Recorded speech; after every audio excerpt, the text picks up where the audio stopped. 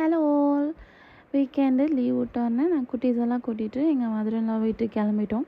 போகிற வழியில் கோயில் கும்பாபிஷேகம் இருந்துட்டு அங்கே போய் ஒரு அட்டெண்டன்ஸை போட்டுட்டு அப்படியே வந்துட்டு வீக்கெண்ட் இல்லையா, ஸோ நான்வெஜ் ஏதாவது அடுக்கணும்னு சொல்லிட்டு போய் கறியெல்லாம் வாங்கிட்டு அப்படியே போனால் இதான் எங்களோட டோரா குட்டி.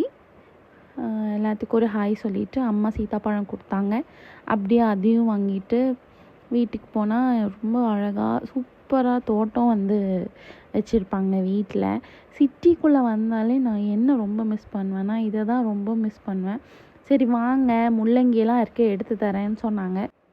சரி வா நம்மளும் போய் ஹெல்ப் பண்ணுவோம் அப்படின்னு சொல்லிட்டு நாங்களும் போய் ஏதோ பண்ணிகிட்ருந்தோம். அப்படியே முள்ளங்கியெல்லாம் சூப்பராக நான் ஃபஸ்ட் டைம் பார்த்தேன். விதையை போட்டு இந்த மாதிரி முள்ளங்கி அறுவடை பண்ணியிருக்கோம் நாங்கள். ஸோ இது பார்த்திங்கன்னா ரொம்ப சூப்பராக ஃப்ரெஷ்ஷாக இருந்துச்சு. அப்படியே நானும் கொஞ்சம் முள்ளங்கியெல்லாம் எடுக்கிறேன் அப்படின்னு சொல்லிட்டு எடுத்துகிட்டு இருந்தேன். அப்புறம் வெண்டைக்காய் இருந்துச்சு. போன டைம் போனப்போவும் வெண்டைக்காய் நிறையா பொரித்து கொடுத்தாங்க. இப்போது அதே மாதிரி இந்த டைமும் போய் வெண்டைக்காய்லாம் பறிச்சிட்டு கொஞ்சம் கீரை அதெல்லாம் இருந்துச்சு. இதெல்லாம் இல்லாமல் இந்த பக்கம் கூட ஒரு தோட்டம் மாதிரி இருக்கும்.